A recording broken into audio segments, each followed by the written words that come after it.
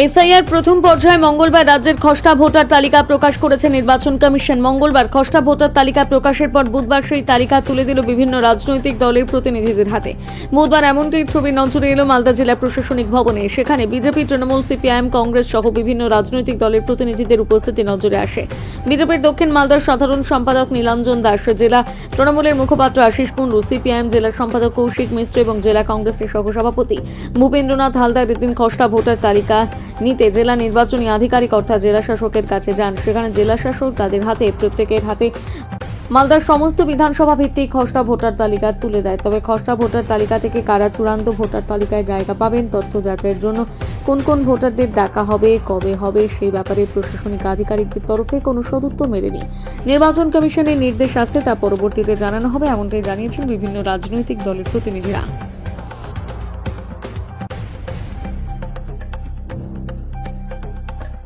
তো জেলা শাসক আপনাদের সর্বদলীয় বৈঠক ডেকেছিল, কি বিষয় নিয়ে আলোচনা হলো? বিষয় বলতে এসআইআর পর্বে যে দ্বিতীয় পর্যায়ের কাজ শুরু হচ্ছে এবং সেখান থেকে যে সমস্ত ড্রাফট রোল যেটা খসড়া তালিকা প্রকাশ হয়েছে সেগুলো আজকে আমাদের বিভিন্ন পলিটিক্যাল পার্টি ছিল, তাদের আজকে হাতে তুলে দেওয়া হলো। দ্বিতীয়ত হচ্ছে ক্লেম অ্যান্ড অবজেকশন, যারা মৃত ভোটার বা যাদের স্থানান্তরিত হয়েছে তাদের মধ্যে কেউ যদি ক্লেম করে তারা কোথায় করবে না করবে সেই বিষয়ে আলোচনা হলো। কিন্তু ইলেকশন কমিশন থেকে এখন পর্যন্ত কোনো নির্দেশিকা আসেনি। কবে থেকে শুরু হবে, কোথায় হবে না হবে এখনও আসেনি। উনি বললেন 2-4 দিনের মধ্যে আশা করি চলে আসবে। আসলে কোথা থেকে অবজেকশন কোথায় করা যাবে বা যাদের হিয়ারিং আছে তাদের কোথায় হিয়ারিং নেওয়া হবে। আমাদের যেটা দাবি ছিল যে হিয়ারিংটা নিতে হবে সরকারি অফিসে, কোনো দলীয় কার্যালয় কিংবা পঞ্চায়েত অফিসে নিলে চলবে না। দলীয় আপনাদের ওই ব্লক অফিসে আছে সেখানেই নিতে হবে। ডিএম সাহেব সেটা নোট করেছেন। আগামী দিনে সেই সূচিটা পেলে আমরা সেটা জানতে পারি। তৃণমূল থেকে একটা অভিযোগ করছে মালদায় প্রচুর ভোটারের নাম কাটা গেছে। প্রচুর ভোটারের নাম যদি উনি বলেন তো তার তো সুযোগ আছে, ক্লেম অ্যান্ড অবজেকশনের সেটা সুযোগ আছে, হিয়ারিং আছে, সেই হিয়ারিংয়ের সুযোগ আছে। তারা যদি সত্যি ভারতীয় নাগরিক হন এবং তারা সেখানে জানাবেন, আবেদন করবেন। আবেদন করে তাদের যদি মনে হয় যে না ভোটার তালিকায় নাম উঠে আসা সুযোগ আছে উঠে আসবে, এটা নিয়ে কোনো বিতর্ক নেই। বিহারেও এটা হয়েছিল, এখানেও সেই একই জিনিস আছে, এটাতে কোনো সমস্যা নেই। নাম বাদ করতে পারে কিন্তু তাকে তার তথ্য দেখাতে হবে, তারপরে সেই নামটা অটোমেটিক্যালি উঠে। আপনার নাম? নীলাঞ্জন দাস, সাধারণ সম্পাদক, বিজেপি। কি নিয়ে সর্বদলীয় বৈঠক হলো ডিস্ট্রিক্ট ম্যাজিস্ট্রেটের সাথে?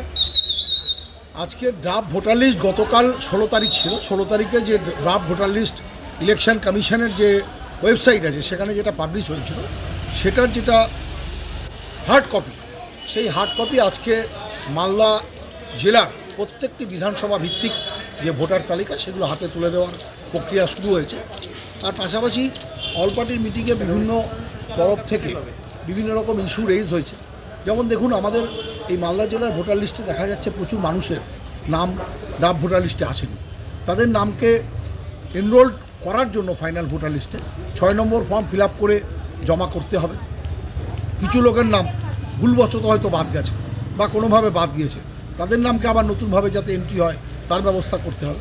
আপনারা প্রত্যেকেই অবগত আছেন, আমাদের মুখ্যমন্ত্রী মমতা বন্দ্যোপাধ্যায় এবং সেনাপতি অভিষেক বন্দ্যোপাধ্যায়ের নির্দেশে এই এসআইআরের যে চক্রান্ত, বিজেপির যে চক্রান্ত, একটা দল চাইছে ভোটার লিস্ট থেকে নাম বাদ দিতে আর তৃণমূল কংগ্রেস চাইছে পরিশুদ্ধ পরিচ্ছন্ন ভোটার লিস্ট মানুষের হাতে তুলে দিতে।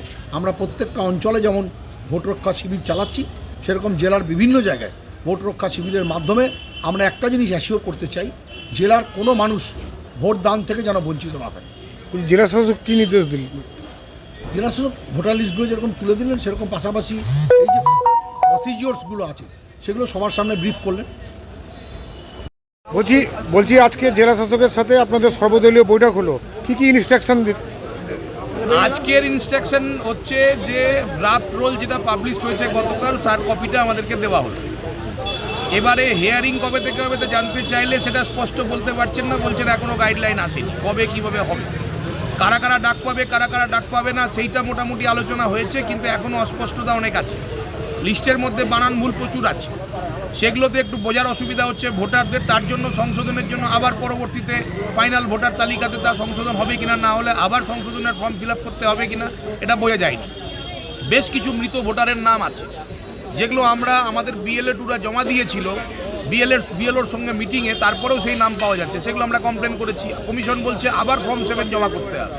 তো আবার ফর্ম 7 জমা করতে হবে, তাহলে আবার নতুন করে ওই কাজটা করতে হচ্ছে। তো এই যে একটা মিসম্যানেজমেন্ট এবং সময়ের অভাব, এবং আমরা প্রথম থেকে বলে আসছি এখনও কোনো স্পষ্ট না কবে কে কোথায় দাঁড়াবে, কি করবে, কারা কারা ডাক পাবে, কারা কারা ডাক পাবে না, একটা চরম অনিশ্চয়তার মধ্যে কিন্তু ভোটাররা আছে। এবং আমরাও কমিশনের কাছ থেকে নির্দিষ্টভাবে একটা স্পেসিফিক সব কিছু কিন্তু পাচ্ছি না। ওনারা সহযোগিতা করছেন না বলছি না, কিন্তু ওনারাও অনেকটা অন্ধকারে আছেন, সবটা ওনারাও জানেন। জেলা শাসক কি বললেন? জেলা শাসক আমাদের সহযোগিতা চেয়েছেন, আমরা সহযোগিতা করতে প্রস্তুত আছি, তা নিয়ে কোনো অসুবিধা নেই। কিন্তু স্পেসিফিকভাবে বলতে হবে কোন কাজটা কখন হবে, সেইটা না বলতে পারলে, এবং যে অভিযোগগুলো আমরা করছি সেগুলো যদি প্রপার ইনভেস্টিগেশন না হয়, অ্যাকশন না নেওয়া হয়, তাহলে হচ্ছে ভুলে ভরা ভোটার লিস্ট থাকবে। মালদাতে প্রচুর ভোটার নাম কাটা গেছে। হ্যাঁ, নাম কাটা গেছে। এবং আমরা প্রথম থেকেই দাবি করেছি যে যারা মারা গিয়েছে, যারা শিফটেড আছে, যাদের একাধিক জায়গায় নাম আছে, তাদের নাম বাদ দিতে হবে। এইটা নিয়ে তো কোনো দোলাচলের বিষয় নেই, আমরা বলেছি এটা, আর সেটা আজকেও আমরা বললাম।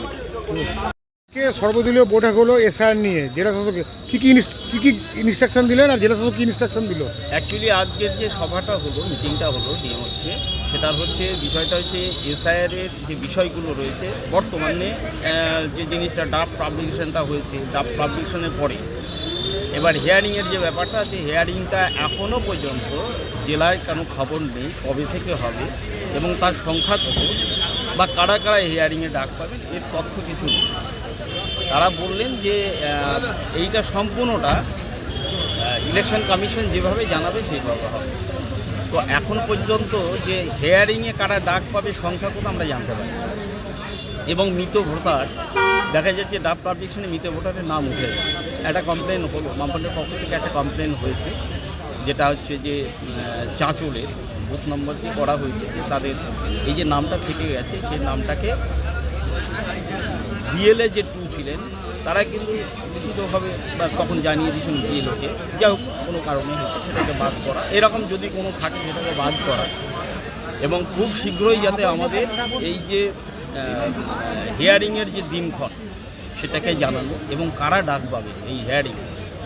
ড্রাফট পাবলিকেশনে তো নাম সবার উঠে গেছে, কিন্তু নাম উঠে গেলে তাদের মধ্যে থেকে কারা হিয়ারিংয়ের জন্য নোটিশ ধরানো হবে, তাদের চিত্রটা ক্লিয়ার করা এইটা, এবং হিয়ারিংয়ের জন্য স্থানটা যে ভেন্যুটা, সেই ভেন্যুটা অন্তত যেন নিয়ারেস্ট হয়, মানুষের যেন হয়রানিটা কমে এবং নিরপেক্ষ জায়গায়। অবশ্যই অবশ্যই আমরা বললাম যে বিডিও অফিসে যদি শুধু হয়, তাহলে বিডিও অফিসটা হতে গেলে আমি ধরি ওলমালদা ব্লকে 6টা জিপি, সেখানে যদি বিডিও অফিসে হয় তাহলে বিভিন্ন জিপি থেকে সেই ব্লক অফিসে আসতে মানুষের হয়রানি হবে। একটা প্রান্ত প্রায় 15 কিলোমিটার। নারায়ণপুর বিএস মানে আমাদের বিডিও অফিস থেকে যদি আমরা ধরি যাত্রারাইনের শেষ প্রান্ত গাজলের রানীগঞ্জ, গাজল ব্লক, রানীগঞ্জের পরের থেকে ওলমালদা ব্লক, তো সেখানকার মানুষের ডিস্টেন্স প্রায় 15 কিলোমিটার। তাহলে একটা হিয়ারিংয়ের জন্য তাকে সারাদিন কষ্ট বন্ধ রেখে, সেই জন্য আমরা এটা দাবি রেখেছি অন্তত হিয়ারিংয়ের প্লেসগুলো যাতে এমন জায়গায় হয় যে মানুষ খুব সহজে আসতে পারে, এবং একাধিক প্লেস হলে তাহলে কি হবে, ভিড়টা কম হবে, খুব সুস্থভাবে মানুষের কাজটা হবে, এটা দাবি আমরা।